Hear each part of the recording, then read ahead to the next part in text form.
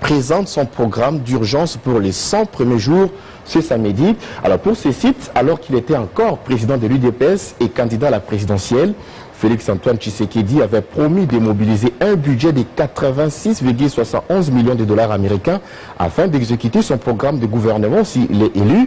Pour atteindre cet objectif, les candidats de l'UDPS à l'élection présidentielle avaient jugé impérieux d'instaurer l'état des droits et il l'a confirmé à cette occasion en présentant donc son programme d'action pour ces 100 premiers jours à la tête du pays.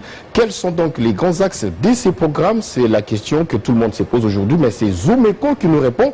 Voilà les grands axes du programme d'urgence de Félix Tshisekedi pour ces médias qui parlent d'un document de 78 pages qui reprend des actions d'intérêt général ciblant les différents secteurs de la vie nationale dans les lots, les routes, la santé, l'éducation, l'habitat, l'énergie, l'emploi, les transports, l'agriculture, la pêche et l'élevage.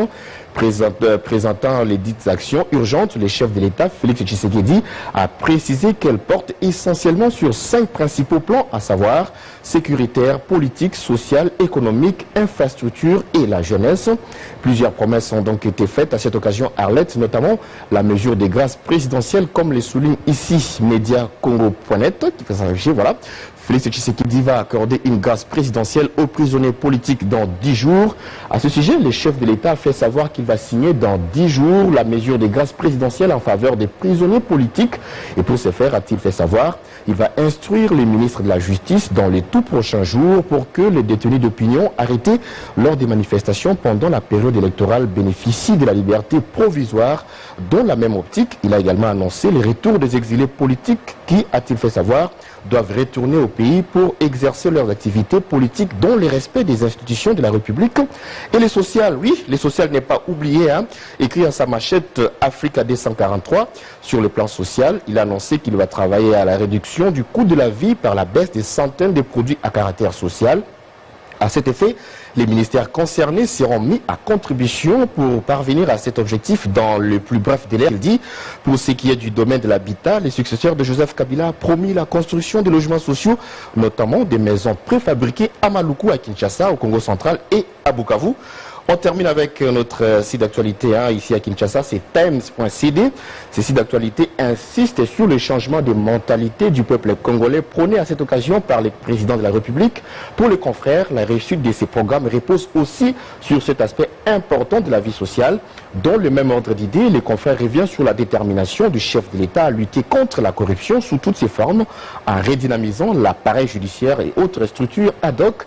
Des mesures appropriées à prendre, notamment la création d'une structure de lutte contre la corruption et le blanchiment des capitaux et contre la fraude fiscale. Et enfin, l'élaboration du code d'éthique institutionnel et son observatoire. C'était donc les 100 le projet prioritaire pour les 100 premiers jours à la tête du pays. Voilà, dans le mois de mars, mois de la femme, une journaliste d'Espace 50 à l'honneur. Et oui, ça n'arrive pas chaque jour. Maintenant, c'est une femme journaliste de l'Espace 50 qui est à l'honneur. Vous savez c'est qui?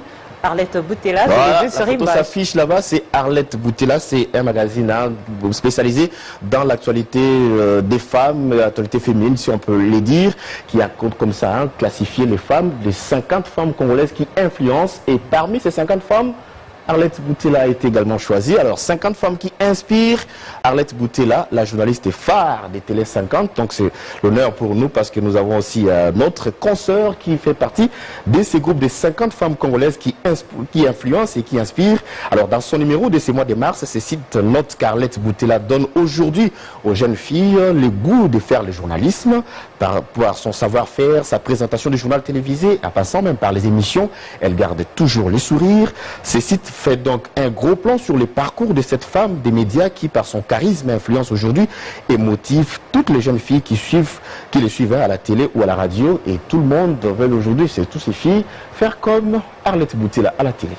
Honneur pour Télé 50, pour l'Espace 50 donc. Bien sûr. Dans votre sélection également en Algérie, la manifestation ne faiblit pas. La manifestation ne faiblit pas, vous le savez, en Algérie, la population est dans la rue pour réclamer que le retrait même de la candidature de Abdelaziz Bouteflika, qui est affaibli par la maladie et sous le poids de l'âge, mais continue encore à briguer. Il est candidat pour un 5e mandat et ça a enflammé la population qui est dans la rue pour exiger le retrait pur et simple de sa candidature.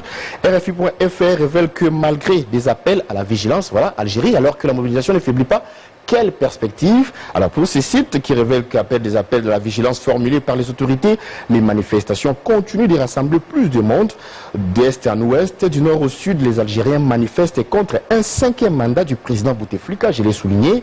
Que va-t-il se passer désormais? L'ampleur de ces mobilisations ne peut pas laisser les autorités indifférentes. Cette semaine, le Premier ministre a insisté, le président Abdelaziz Bouteflika, qui a aujourd'hui fêté ses 82 ans d'âge, il sera candidat et il appartiendra aux électeurs des tranchées, et tout semble d'ailleurs prêt pour lancer la campagne électorale du président sortant, alors qu'il y a encore des mouvements de manifestation et la grogne sociale.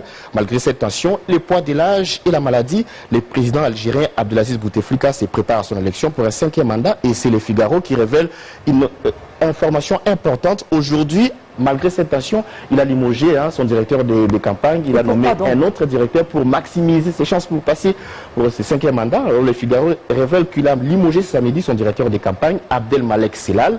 Cette décision qui intervient à la veille de la date limite des dépôts des candidatures pour la présidentielle reste pour l'heure inexpliquée.